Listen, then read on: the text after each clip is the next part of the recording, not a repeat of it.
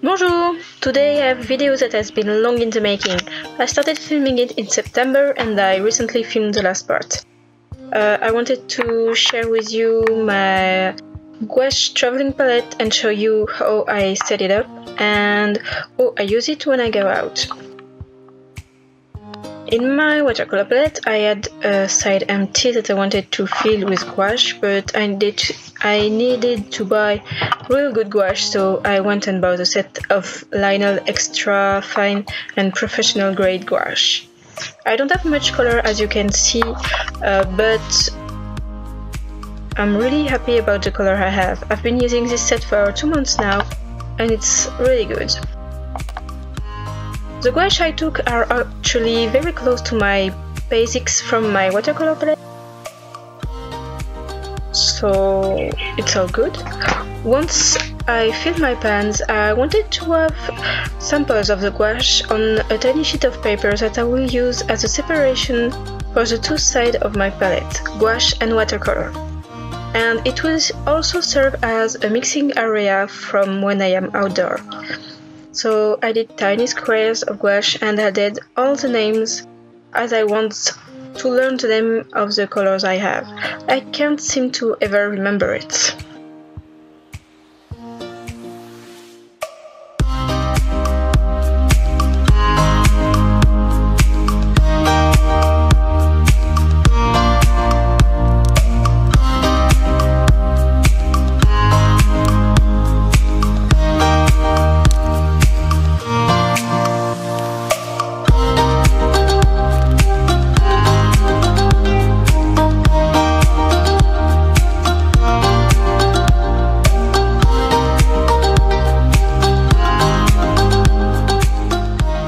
Let's start with the first location. I usually try to go outside on the weekend and enjoy the sun or the outdoor. This weekend we had decided to go to a sketchbook festival happening in the garden of this castle. After going through the stand, I wanted to paint, so we stopped here. Actually, the festival wasn't that big and there was like 10 or 15 stands maximum, and what I loved most was that there was a print shop owner that came to present his line cuts. It was a passion of his and I really learned watching him do his print, and I even tried a print myself with his block. It was so nice. Anyway, onto the paint. I wanted to do a second gouache because I worked on this one way too much like watercolor. I used gouache way too diluted, so it's not really like a gouache.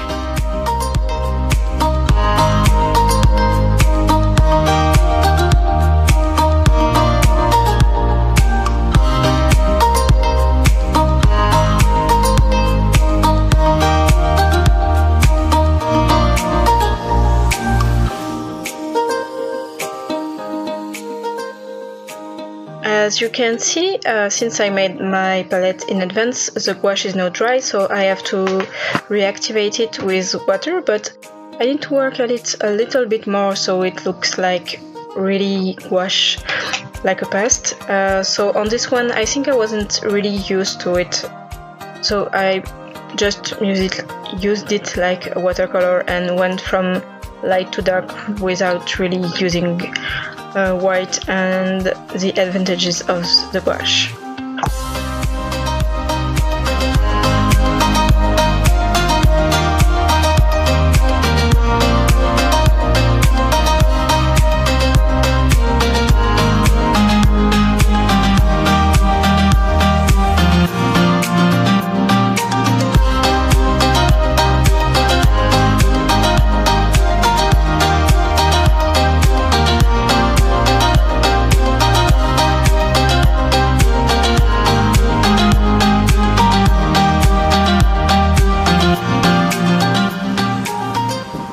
The second location was where I filmed recently.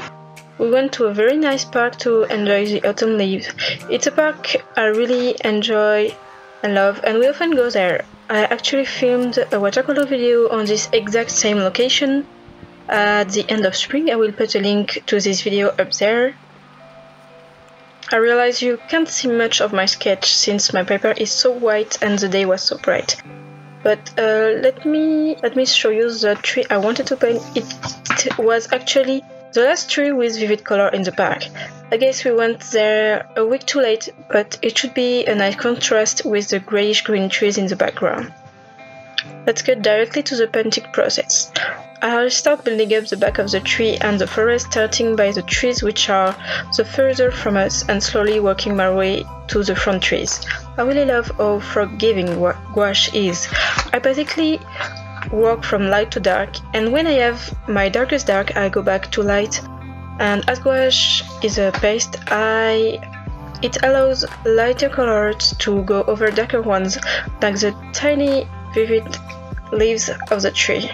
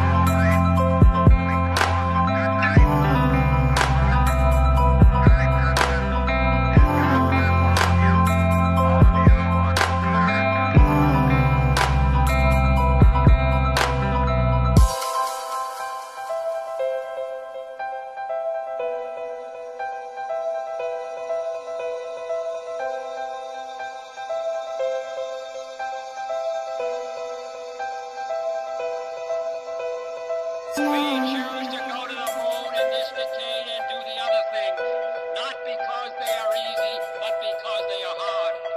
Because that goal will serve to organize and measure the best of our energies and skills. Because that challenge is one that we're willing to accept, one we are unwilling to postpone, and one we intend to win, as the others do.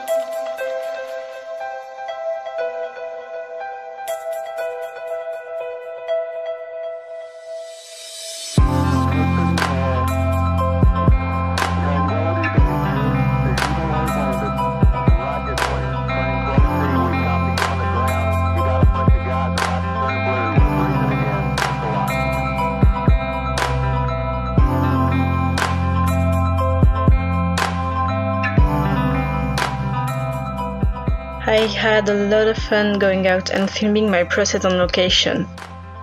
If you liked this video, consider becoming my patron. I offer great rewards like prints sent to you and scans of my sketchbook. It allows me more free time for personal projects, so more potential videos and fun adventures. Thanks for watching. Bye!